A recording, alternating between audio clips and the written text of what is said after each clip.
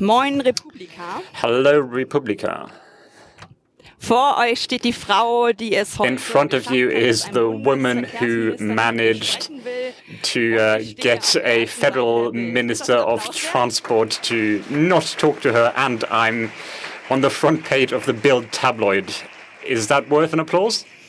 Und ich habe die Einladung der Republika super And gerne angenommen. I was excited to accept the invitation by the conference, but I'm still weiterhin denke, wir müssen miteinander reden. impressed by the events of the day. I think we have to talk to each other, because if we don't, then nothing is going to change. Mittlerweile geht's mir gut. And I'm feeling okay now, Leitung heute hatte über diesen Tag, aber heute because Morgen nicht so gut. I had people looking after me, but I didn't feel too well this morning. Segmente einteilen. I'm going Weil to ich glaube, das haben ja auch viele speak in several segments. Katja, dein Buch, das hält man Many nicht people who read my book told me I can't read it in one go, I have to put it down. Is it really that bad? And I say, yes, it really is that bad. Wenn wir überlegen, We have 13 Millionen Erwachsene keinen Führerschein millions of cars in Germany. If was, wenn ich richtig we gerechnet habe, 26 Millionen Deutsche sind, take out the 26 million people who either cannot drive yet or don't have a car, then that's an incredible amount of cars. And I've been asked in many interviews, Ms. Diehl, why is mobility so problematic? Isn't that something that's torn down so many borders? Don't we have to take everyone along for the ride? And that's a narrative that I try to break through, because we don't have everyone on board. We're not in that Garden of Eden of mobility and are about to bite into that apple, because the topic of mobility is already quite toxic for many people. And so I thought we'd have a look at all the statistics that all of us know so well. Some people say, Katja, you can't talk to everyone. Just please take a megaphone and shout into all the cities of the country, out with your cars. But we've been doing that and it hasn't worked. So I want to engage people in conversation, but I'm also going to give you some arguments for those people who tend to say the same things. Did you know that only 46% of children spend part of their days outside? They no longer have independent mobility because their parents are afraid to let them go things on their own. Go places on their own. That's not a problem in cities. It's a problem in the countryside as well. Who of you is from the city? Who's you is from the countryside? Do you not have a train running there? And I honestly get some mental load myself about what we're doing to these kids. If you live in the city, you've probably seen kids on these training walking bikes with a huge smile on their face, and with parents running behind them to try to stop them from being run over by cars. I have a kindergarten where kids are learning about these so-called to be like ants, where when they cross the street, or to be like a turtle, look left and right, because they have to survive. It's not like the people in the cars are trying to ensure their survival. Since the 90s, the emissions from traffic has been pretty constant, and that's a massive problem. Even though we're in a pandemic, and we're moving less than we did in the 90s. We're actually beating them on emissions. How can that be? I was doing this 30-question format on TV. I was on a couch doing some kind of couples therapy with a psychologist who was talking to the CEO of the oldest automobile club of the country and asked us how we could come together. And he said, well, of course, we're driving more places. Of course, that creates more emissions. And then we got that fantastic quote from the Springer Press, who said that the cargo bike was the tramp stamp of the Alnatura organic store generation. Aktuell diskutiere ich und I'm currently in discussions. By the way, the old white man mindset has tits as well. It's not just about men. It's about a mindset in people's heads. Did you know that SUVs are the second largest source of CO2 emissions in the world? Did you know that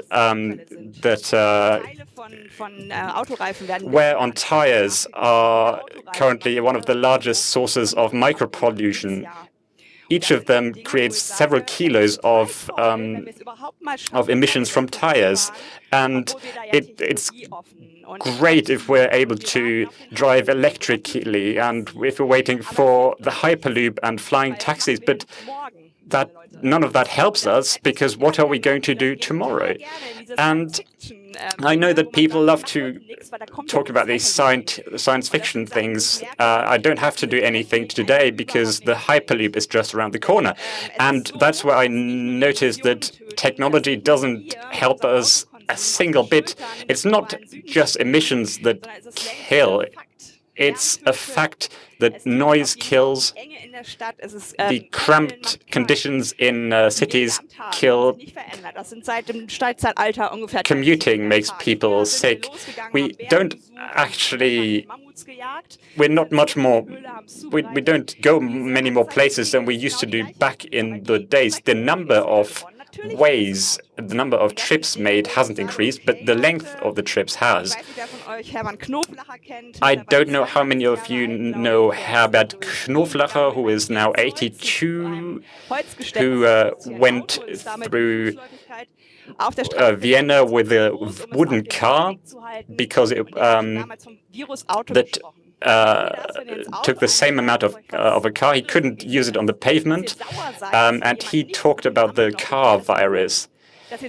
You probably know that when you've probably noticed it when you drive and when, for example, somebody takes your parking spot, and that's what cars do to us.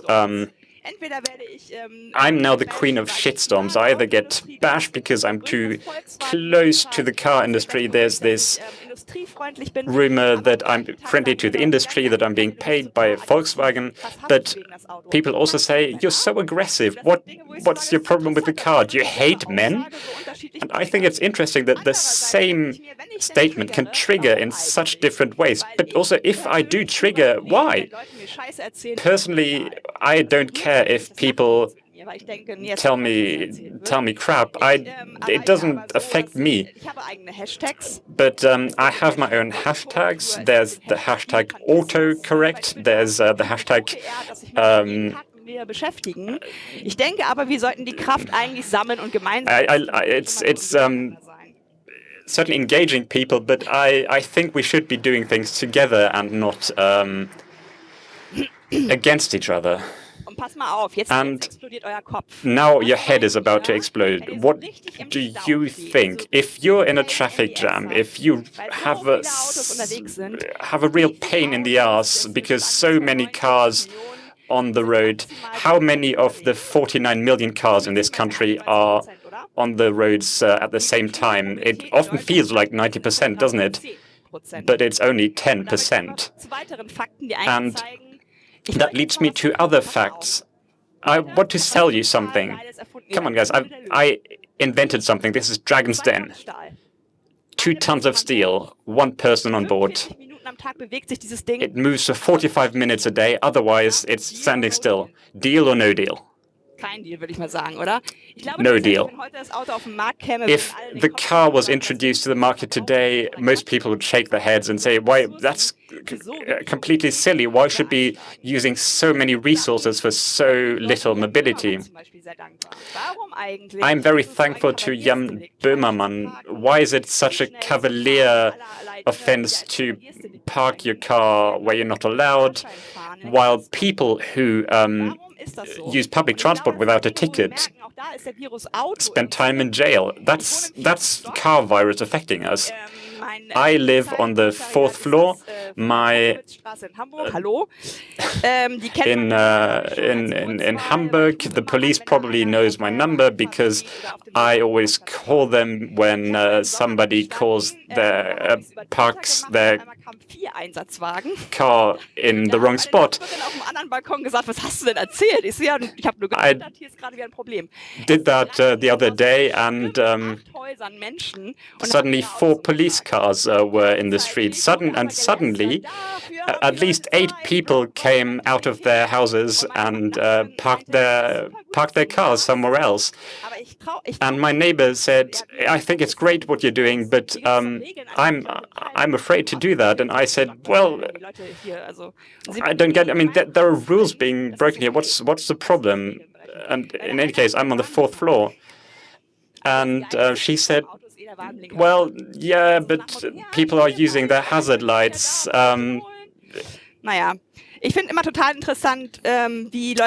I think it's interesting to see how people are being triggered. I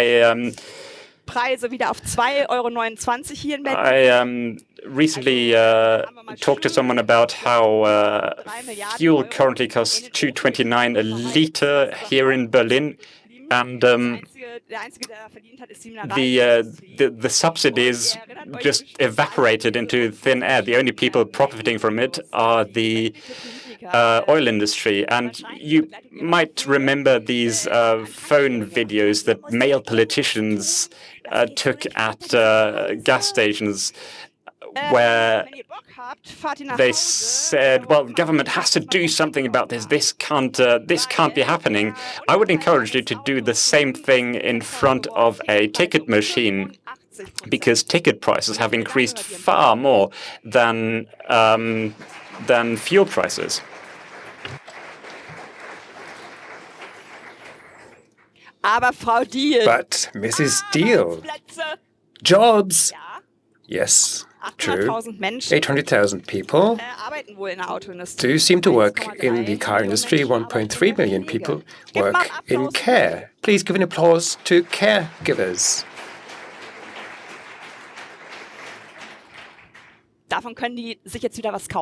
Well, they can buy something from that, surely. I have complete respect for this industry. I have a complete, well, I'm really upset because how, as the country of thinkers and poets, can now build motorways all the time, because I think about 8% of the whole car revenue depends on that. I like the EU. I don't know how you feel about it, but they have come up with some numbers. And I think without the EU, we wouldn't have come as far as we are. And this pressure is needed because the world market is exiting already. China has resolved to do something, other parts have, and we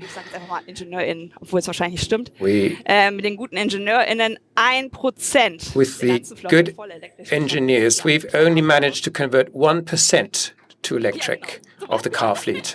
Small applause, please. Well, yeah, no applause, that's what I meant. So these are all facts that point to the need to change things. Why don't we do that? Why is there this cognitive dissonance? And in my book, there is a quote, of course, from Fight Club. That is, of course, required when you write a book. So we buy things from the money we don't have to impress people that we hate, roughly. And that's, I think, what is the case. I think is the case with cars too. It's not just about mobility from A to B. Whoever claims that is lying. It's your living room. Some people don't want to be in the same bus with others. and then it's just in front of my door. I only have to turn the key.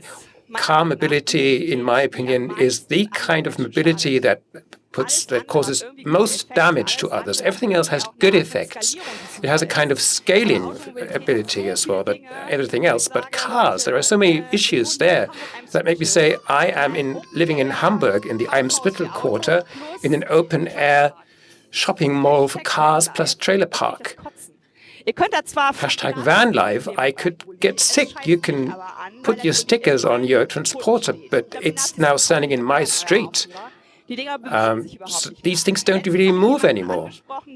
I talked to someone recently who was loading many things into a car and out of the car, and this guy said, I don't have a basement, I would like to get rid of my car, but I'm putting things in there that I can't store elsewhere, and that makes me say, well, why doesn't the market regulate this? Hello? And that gets me to the factor of the markets. I don't think there is a free market for cars. If it was completely deregulated, if all costs would be included, no one could afford a car. You could decry this. But, well, what will we do with 141 billion euros that we put into cars every year as a common good-oriented economy? What I want to put an eye on as well is, my focus on is that the people that around 62 that I interviewed for my book, and what did they tell me? First, accessibility of alternatives, availability of alternatives. You could go to certain parts of Germany with your €9 tickets that now has been introduced and gives you free rides on public transport around Germany, and you can go there and there's nothing. So there's something that has to be done. Then the second is security. I am the first person to say, okay, yeah, well, the autonomous shuttles seem very good, but I'm not going to get into them at Hamburg Reeperbahn at 4 p.m, and I'm not even talking about sexual harassment, but the kind of, stag parties. So is there no one there that will look after my safety? 99% of women, before reaching maturity, have experienced sexual harassment in public spaces, and that, of course, does include bus stops, train stops, and the like. 10% of those experience this below the age of 13, and that is a valid point.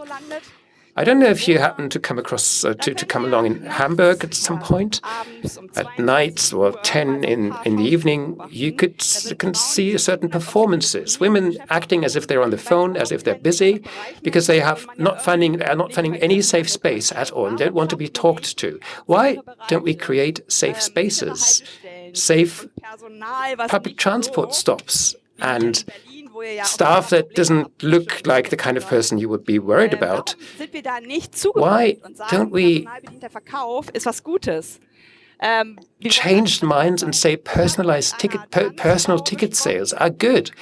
I've talked to a trans woman who, at the beginning of the interview, said, well, Katja, we could talk on the phone, sure, but I drive a car because that's the way my life works. And we started talking, and she said, wow, it's only through your questions that I realize that I, with my car mobility, are solving problems that society has caused me. Because twice I was beaten up so badly at transport stops that I won't take the bus anymore. She told me that when she was about with her wife and child, she would be she would not use any makeup because she wants to escape both the sexism and the trans hate. And that is something I want to take seriously. As long as we don't solve certain problems, you can put yet another helicopter there and build yet another Hyperloop, but people will stay in their cars because that is their safe space.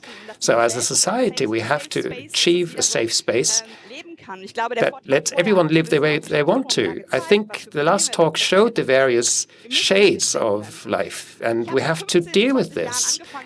15 years ago, I started with mobility, and I thought, okay, it's easy. We just have to change mobility, change industry, diets. But the much more difficult thing is that 35 to 40% emissions have been reduced, but the problem that Volker Wissing is having at the moment, the German Minister for Transport, is that this is a guys' club. They resolved, okay, we all want to drive cars, but that is not true. The millions of cars that are out on the streets and are being sold, that is a failure of transport policy and not a success of car policy.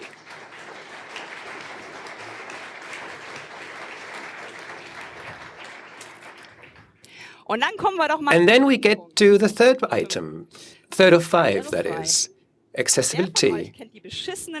Who of you knows these terrible lifts that people with wheelchairs have to use to put into intercity trains? There is an emblem there with a hand that tells you you are being taken care of here. You'll be looked after well.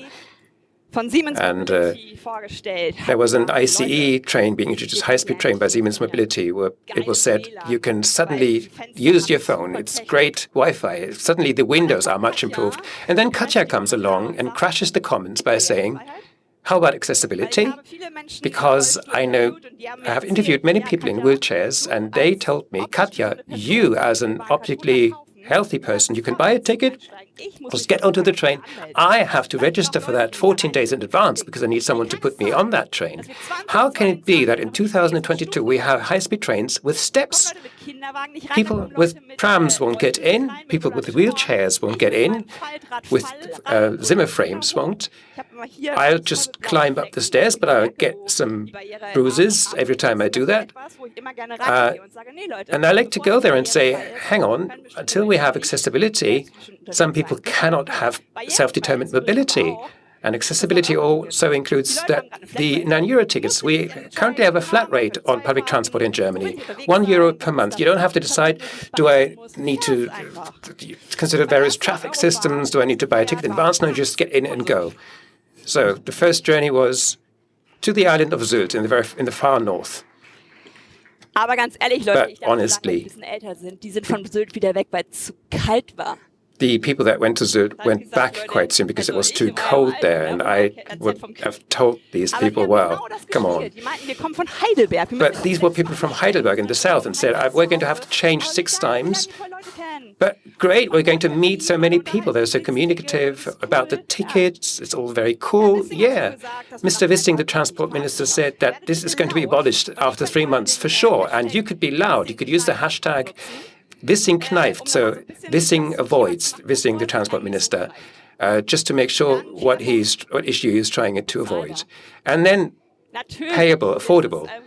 That's the next item. Of course, it's cool to get a 2-hour flight to Mallorca for €9. Of course, that doesn't cover the costs either. And it's quite expensive to get a railway ticket for a whole family. That has to change. In 2022, again, we have a year where more money is being put into road transport than rail transport. And however Mr. Wissing wants to manipulate his sheets, this has to change. We need affordable mobility for everyone. It cannot be that this €9 ticket has to be introduced so that people that have little money can finally go onto a train. This has to be continued. We need alternatives that are affordable to everyone.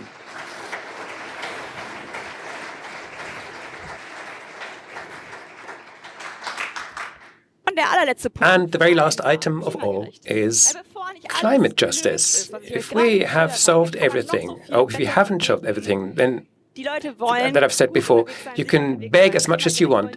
People want to be safe. People want to be affordable in transport, but they want to have to be just to the climate. People don't want to drive because they say after a 24-hour shift, I want to be picked up and be driven somewhere. The old lady that says, please give me cycle lanes. I hate driving. And these are the things where I hope that this was a kind of free rant, but I hope that you'll take a lot away with you. Arguments to counter the narrative and turn it around. If someone will get back to you and say, in the country, this is not possible, you then tell them, oh, how sad.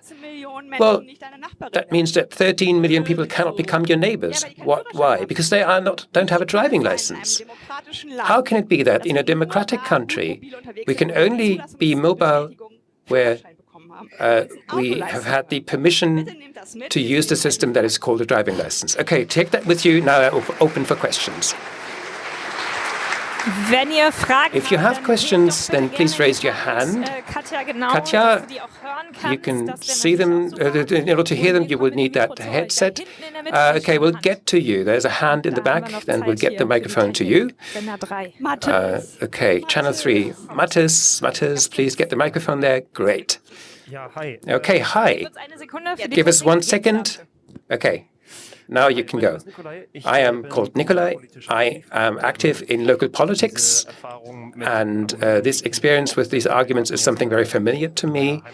In my city, we planned to have a 3-month block for a road that was not really necessary and open it for cyclists. And one argument was, well, there are charging pillars there, charging posts, and it cannot be that you prevent e-mobility by blocking this road for electric cars. So how should we deal with these cars where one thing is played against each other?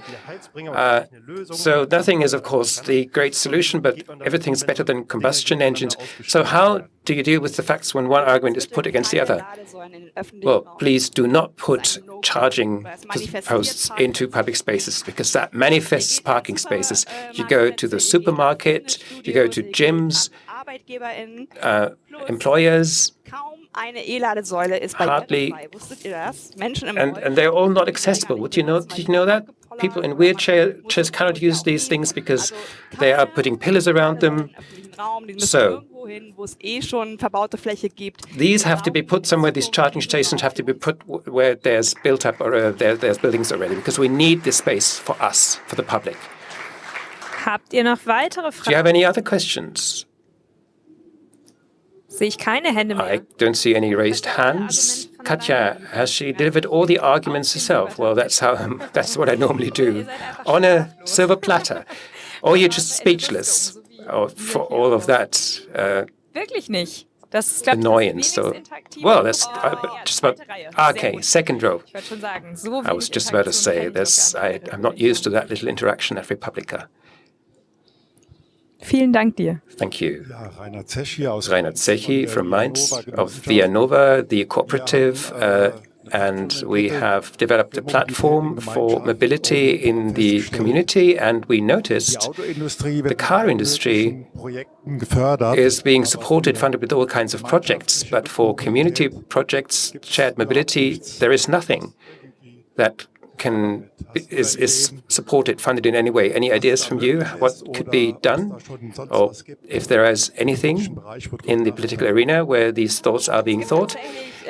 Actually, yeah, there is evil car sharing and bad car sharing. For example, Cambio for 30 years has been involved, and the car industry, we don't have to even consider them. They don't want to change anything, they just want to sell things. In my book, there is a QR code, which I'm kind of embarrassed about, but my proofreader said, you are now going to hand it in. If you use this QR code or go to the wiki directly, there are so many ideas. Your problem is you don't have these billions of budgets that others have, and there are so many things where you could connect and look for ideas that have been implemented. From whom can we learn? How can we bring things forward? And I think actually in last year, I had many talks in rural areas, and people are just changing the way they look at the world because they have children and are taking their children to school with the bike. So people are doing things, form gangs. We have to get together in the middle. All this conflicts and confrontation, that sucks. It's not against you, but we have so much force in this room. If you say, you're not completely vegan, you've eaten cheese, you're wearing leather shoes, I see that you've taken a plane at some point, come on. That's not a joke. We have to change something, and we have to be good to each other. There's just the car industry now. Did you notice? Before that, we had BMW, Audi. Now it's just the car industry. Let's become the industry of change and be one voice and change things. And once we've got there, we can argue, okay?